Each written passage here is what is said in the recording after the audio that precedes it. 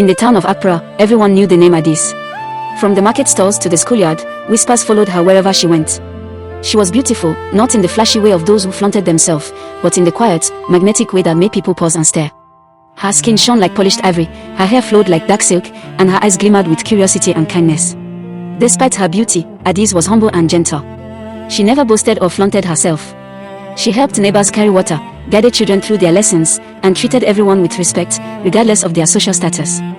But as much as people admired her, they envied her silently. The other girls would whisper as she walked past, "Why is she so perfect? It's unfair. She's beautiful, but why isn't she married yet?"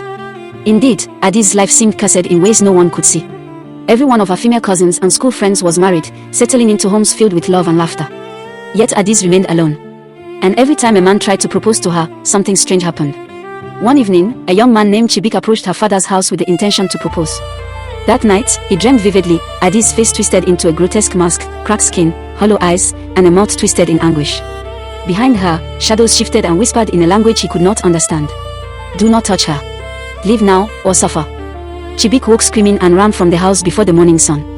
Another suitor, Ikena, saw fire consuming the home they would have shared, snakes slithering up the walls, and a dark shadow reaching for him in his dream. Terrified, he fled the town. This pattern repeated over the years. The townspeople began to say that ADAEZE'S was cursed, though no one knew the source. At the heart of her family compound stood an ancient tree. Its trunk was massive, gnarled, and dark, stretching its shadow over the yard like a guardian or a jailer. No one was allowed to cut it. ADAEZE'S had grown up sweeping the leaves beneath it, a task that fell to her alone. She did not know that this tree held the covenant that cursed her family, the reason no girl in her house could marry. Years passed, and ADAEZE'S continued her life, doing her chores, attending school, and helping her neighbors. But the curse of the tree seemed to hang over her like a shadow. Whenever a man attempted to cut her, he would see terrifying visions in dreams. One saw ADAEZE'S face change into a mask of decay and shadow. Another saw an army of snakes crawling from the roots of her father's house, hissing and striking at him. Some saw fire consuming her home, while others saw a phantom oracle warning them of doom. The more she tried to ignore it, the more the tree seemed alive.